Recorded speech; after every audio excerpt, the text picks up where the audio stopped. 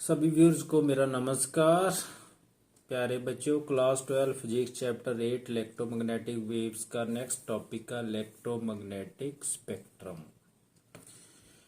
The orderly distribution of electromagnetic waves according to wavelength of frequency in the form of distinct groups widely have different properties having different properties called electromagnetic waves। जो electromagnetic waves होती हैं उसमें भी आगे विभिन्नता होती है, जैसे radio waves, microwaves, infrared, visible, UV, X rays, gamma rays in the order of increasing frequency. लो बुक में भी देखें,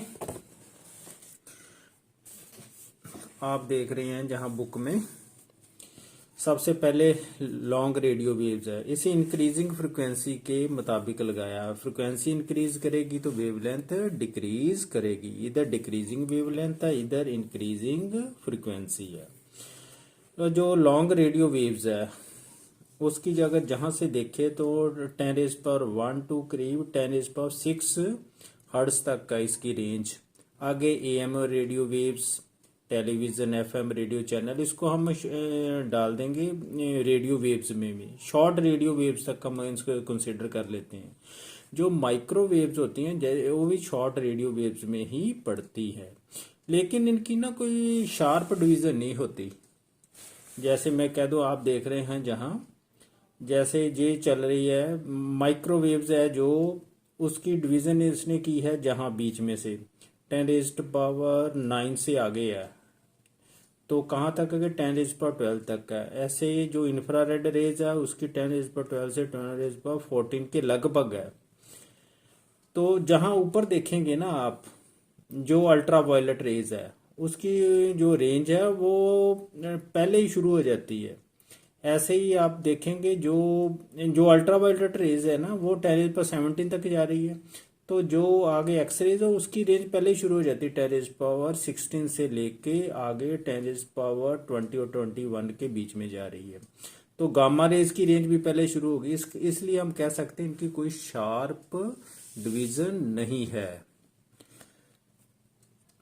तो सबसे पहले आते हैं रेडियो वेव्स की तरफ। इंक्रीजिंग फ्रिक्वेंसी के मुताबिक हम आगे बढ़ते हैं।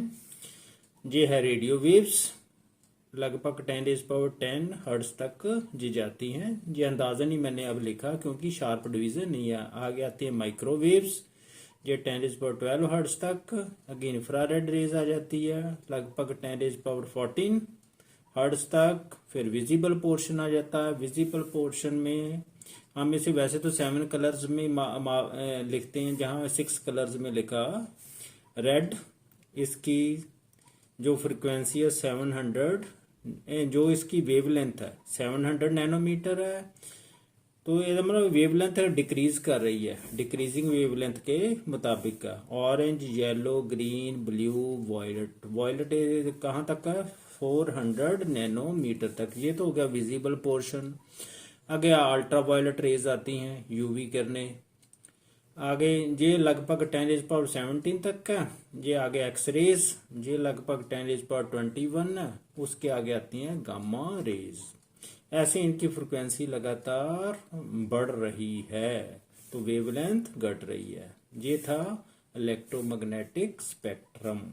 लो आप थोड़ी डिटेल में पढ़ लेते हैं। Radio waves, These are produced by accelerated motion of charges in conducting wires। वहाँ प्रोड्यूस होती है। They are used in radio, television, communication। नाम ही ऐसा है, टेलीविजन कम्युनिकेशन सिस्टम के लिए। इनकी फ्रिक्वेंसी लगभग 500 के kilo hertz to about 1000 mega hertz तक है।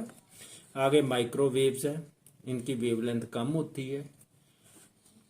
शॉर्ट वेवलेंथ रेडियो वेव्स भी कहते हैं। These waves with frequencies in gigahertz range are produced by special vacuum tubes भी प्रोड्यूस करती हैं। Due to their short wavelength they are suitable for radar system used in aircraft navigation. Aircraft they navigation या radar system उसके लिए use होती हैं।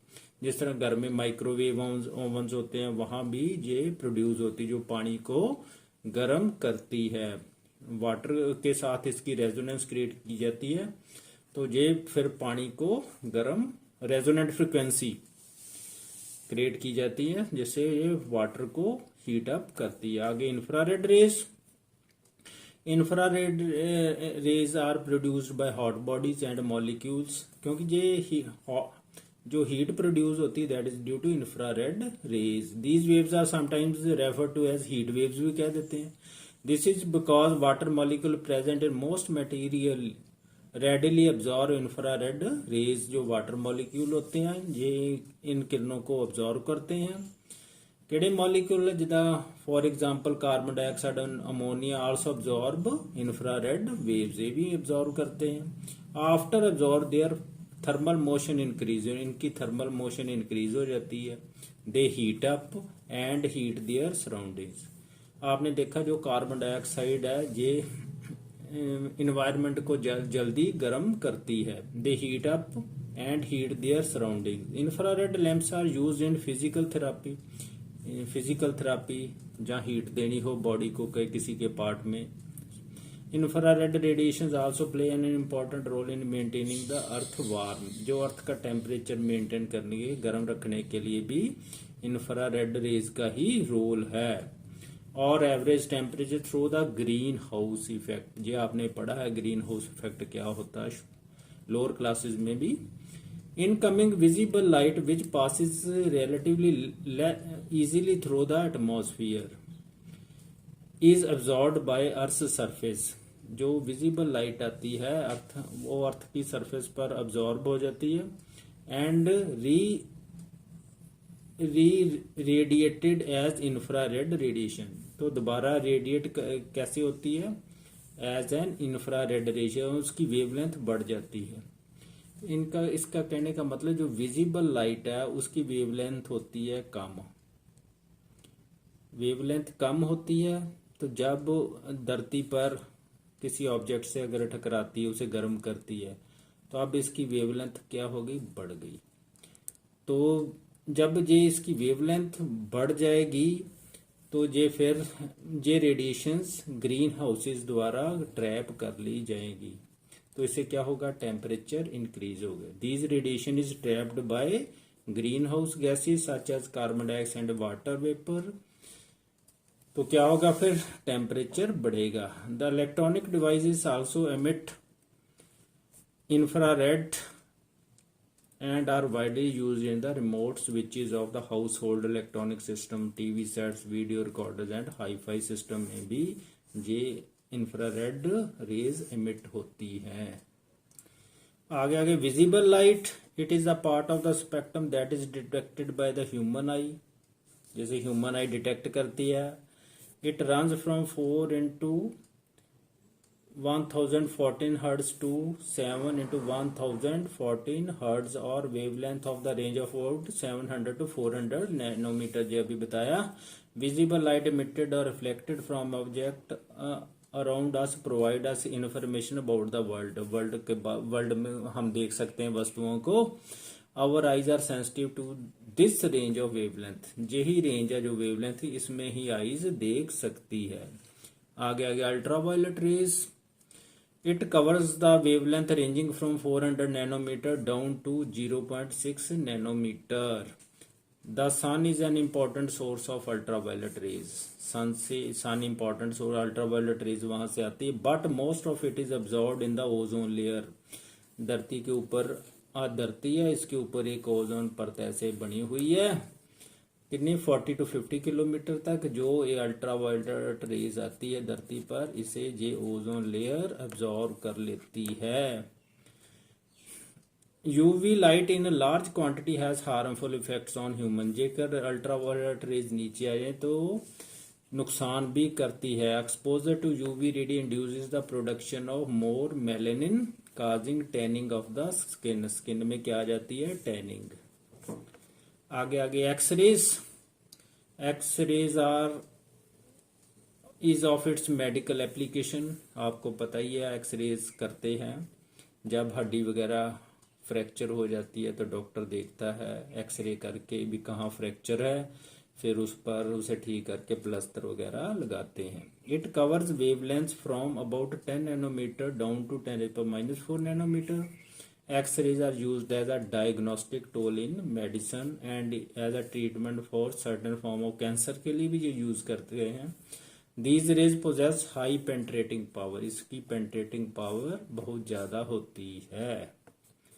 आगे gamma rays, they lie in the upper frequency range. Last में gamma rays ही आ गई. हमने देखा जहाँ देखो लास्ट में पहले यूवी रेज आई, यहाँ से फिर एक्स रेज, फिर gamma rays in the increasing frequency. They lie in the upper frequency range in the electromagnetic and have wavelength of about 10 raised power minus 10 meter to less than 10 raised power minus 14 meter. लगभग ये जे sharp division नहीं है. This high frequency radiation is produced in nuclear reaction में and also emitted by the radioactive nuclei. जो radioactive nuclei वो emit करते हैं. They are used in medicines to destroy cancer cells. जहाँ कैंसर का इलाज होता है वहाँ इन्हें यूज करते हैं.